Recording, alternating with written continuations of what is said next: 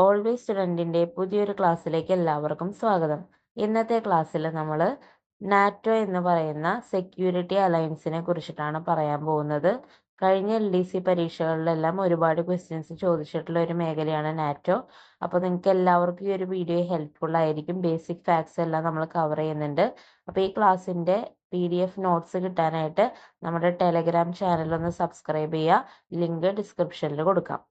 അപ്പോൾ ആദ്യത്തെ കാര്യം പറയുന്നത് കറണ്ട് അഫയേഴ്സുമായി റിലേറ്റ് ചെയ്തതാണ്. നാറ്റോയിൽ 2024 ഏപ്രിൽ 4-ന് 75ാമത് വാർഷികം ആഘോഷിച്ച സംഘടന അത് നാറ്റോ ആണ്. നോർത്ത് അറ്റ്ലാന്റിക് ട്രീറ്റി ഓർഗനൈസേഷൻ എന്നാണ് നാറ്റോയുടെ പൂർണ്ണരൂപം. North Atlantic treaty organisation.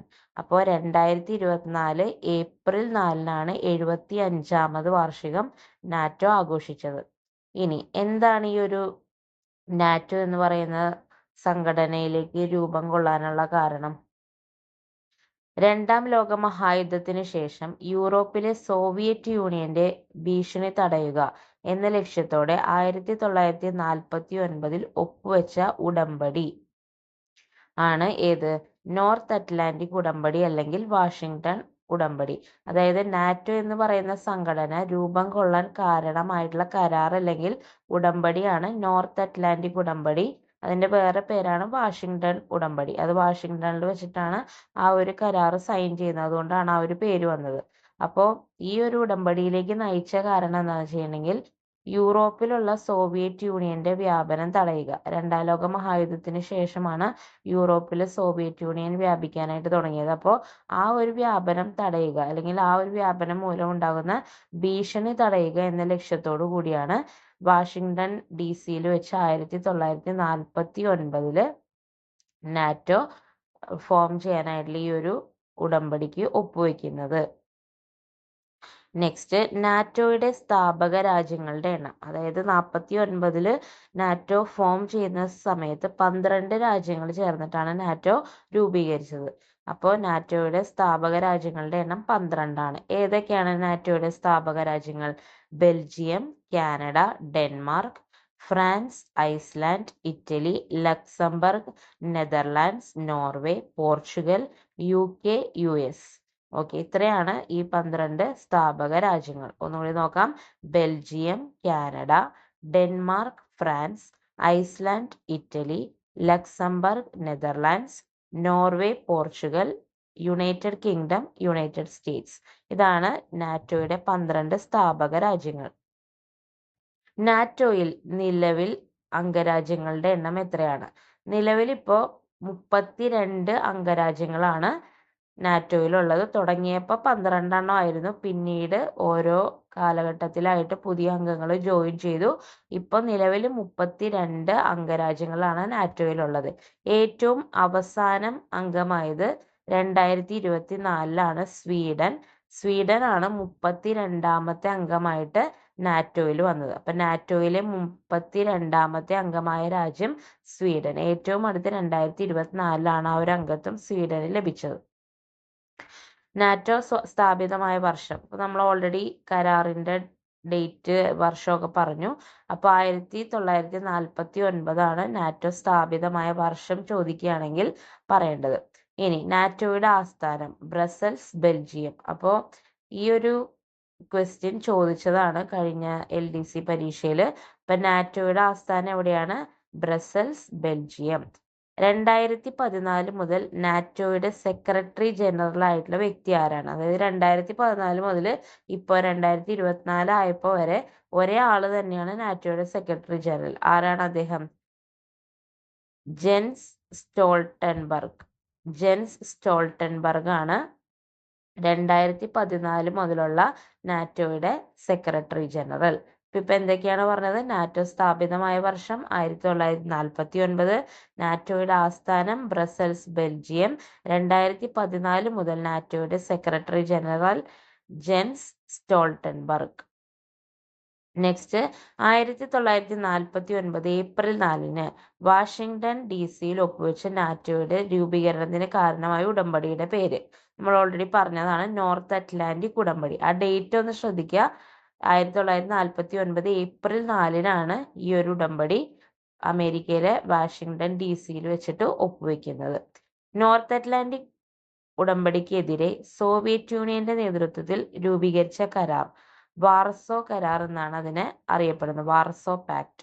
അതായത് നോർത്ത് അറ്റ്ലാന്റിക് ട്രീറ്റി വഴി ആ ഒരു ഓർഗനൈസേഷൻ ഫോം ചെയ്തപ്പോൾ സോവിയറ്റ് യൂണിയൻ അതിനെതിരെ പുതിയൊരു ഉടമ്പടി കൊണ്ടുവന്നു. അതിന്റെ പേര് വാർസോ കരാർ അഥവാ വാർസോ പാക്ട് എന്നാണ്.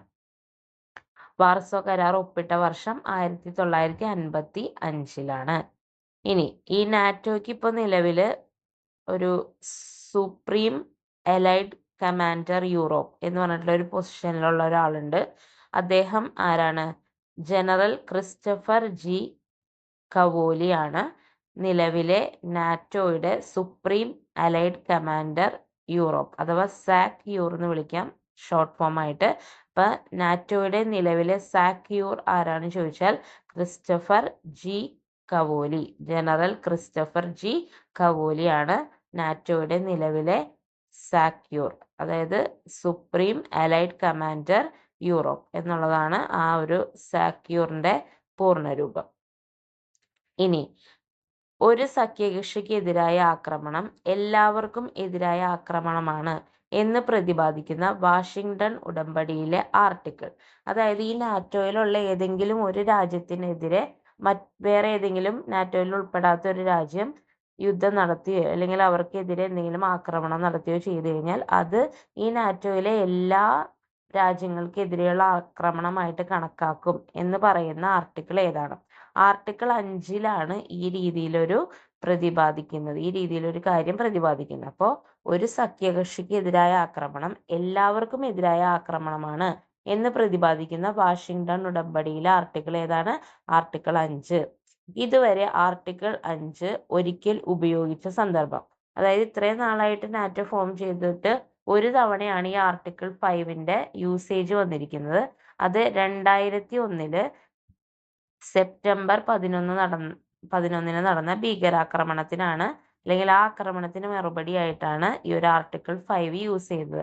അത് അമേരിക്കയില് അൽ-ഖ്വയ്ദ നടത്തിയ ഒരു ഭീകരാക്രമണമായിരുന്നു. 9/11 അറ്റാക്ക് എന്നാണ് അറിയപ്പെടുന്നത്. 2001 9/11 ഭീകരാക്രമണത്തിന് മറുപടിയായാണ് ആർട്ടിക്കിൾ 5 ഇതുവരെ ആകെ യൂസ് ചെയ്തിട്ടുള്ളത്. നാറ്റോയുടെ ഭാഗമല്ലാത്ത യൂറോപ്യൻ യൂണിയൻ അംഗങ്ങൾ ഏതൊക്കെയാണ്? അതായത് യൂറോപ്യൻ യൂണിയനിൽ അംഗമായിട്ടുള്ള പക്ഷെ നാറ്റോയുടെ ഭാഗമല്ലാത്ത രാജ്യങ്ങൾ ഏതൊക്കെയാണെന്നാണ് പറയുന്നത്. Austria, Cyprus, Ireland, Malta. Austria, Cyprus, Ireland, Malta. ഈ രാജ്യങ്ങളാണ് നാറ്റോയുടെ ഭാഗമല്ലാത്ത യൂറോപ്യൻ യൂണിയനിലെ അംഗങ്ങൾ. നിലവിൽ ഇന്ത്യയുടെ കേസ് നോക്കുകയാണെങ്കിൽ ഇന്ത്യ നാറ്റോയിലെ അംഗമല്ല. എന്നുള്ളത് ഓർത്തിരിക്കുക. സ്റ്റേറ്റ്മെന്റ് ടൈപ്പ് ക്വസ്റ്റ്യനിൽ ചിലപ്പോൾ അംഗമാണെന്നൊക്കെ പറഞ്ഞ് ചോദിക്കാം. പക്ഷെ ഇന്ത്യ നിലവിൽ നാറ്റോയിലെ അംഗമല്ല. ഇനി ഈ നാറ്റോയുടെ കുറച്ചും കൂടി എക്സ്റ്റെൻഡഡ് ആയിട്ടുള്ള ഒരു വേർഷൻ അവർ 2019 അവതരിപ്പിക്കുകയുണ്ടായി, അല്ലെങ്കിൽ മറ്റു കുറച്ച് പുറമേയുള്ള രാജ്യങ്ങളെയും കൂടി ഉൾപ്പെടുത്തി. അപ്പോൾ ആ ഒരു സഖ്യത്തിന്റെ പേര് NATO+5 എന്നുള്ളതാണ്.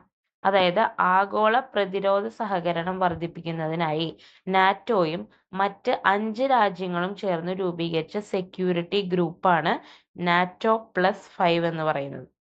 നാറ്റോയും 5 രാജ്യങ്ങളും, അതാണ് NATO+5. ഇനി അപ്പൊ ഈ +5 എന്ന് പറയുന്നതിൽ ബാക്കി 5 രാജ്യങ്ങൾ ഏതൊക്കെയാണ്? ഓസ്ട്രേലിയ, ന്യൂസിലാൻഡ്, ജപ്പാൻ, ഇസ്രായേൽ, ദക്ഷിണ കൊറിയ. അപ്പൊ NATO+5 മറ്റ് 5 അംഗരാജ്യങ്ങൾ ഏതൊക്കെയാണ്? ഓസ്ട്രേലിയ, ന്യൂസിലാൻഡ്, ജപ്പാൻ, ഇസ്രായേൽ, ദക്ഷിണ കൊറിയ. ഇനി NATO+5 സ്ഥാപിതമായ വർഷം 2019. 2019 ഈ NATO+5 എന്ന് പറയുന്ന ആ ഒരു ഗ്രൂപ്പിംഗ് ഫോർമലൈസ് ചെയ്ത് സ്ഥാപിതമായത് 2019. ഇനി എന്തിനാണ് ഈ NATO+5 എന്ന് പറഞ്ഞിട്ടുള്ള ആ ഒരു സംഘടന രൂപീകരിച്ചത്? എന്താണ് അതിന്റെ കാരണം? NATO+5 ഗ്രൂപ്പിംഗ് അവതരിപ്പിക്കാനുള്ള കാരണം വർദ്ധിച്ചു വരുന്ന ചൈനീസ് ഭീഷണിയുടെ പശ്ചാത്തലത്തിലാണ് NATO+5 എന്ന് പറയുന്ന ഗ്രൂപ്പിംഗ് അവതരിപ്പിക്കപ്പെട്ടത്. അപ്പോൾ ചൈനയുടെ ഭീഷണി വർദ്ധിച്ചു വരുന്നത് എന്നുള്ളൊരു കാരണം കൊണ്ടാണ് NATO+5 എന്ന് പറയുന്ന ഗ്രൂപ്പിംഗ് ഫോം ചെയ്യപ്പെട്ടത്. ഓക്കെ, അപ്പൊ ഇത്രയാണ് ബേസിക് ആയിട്ടുള്ള നാറ്റോയുടെ ഡീറ്റെയിൽസ്. അപ്പോൾ നാറ്റോ എന്തായാലും PSCയുടെ ഇപ്പോഴത്തെ ഒരു ഇഷ്ട ടോപ്പിക്കാണ്. അപ്പോൾ എല്ലാവരും ഈ വീഡിയോസിലുള്ള ക്വസ്റ്റ്യൻസ് ഒക്കെ നന്നായിട്ട് പഠിക്കുക. ഇനി LDC എക്സാം വരാൻ പോകുന്നവർക്കൊക്കെ ഇത് ഹെൽപ്ഫുൾ ആയിരിക്കും. അപ്പോൾ ഈ ഒരു വീഡിയോ എല്ലാവർക്കും ഹെൽപ്ഫുൾ ആയെങ്കിൽ ചാനൽ ഒന്ന് സബ്സ്ക്രൈബ് ചെയ്ത് സപ്പോർട്ട് ചെയ്യുക. അടുത്ത വീഡിയോ ആയിട്ട് കാണുന്നവരെ എല്ലാവർക്കും താങ്ക്സ് ഫോർ വാച്ചിങ്.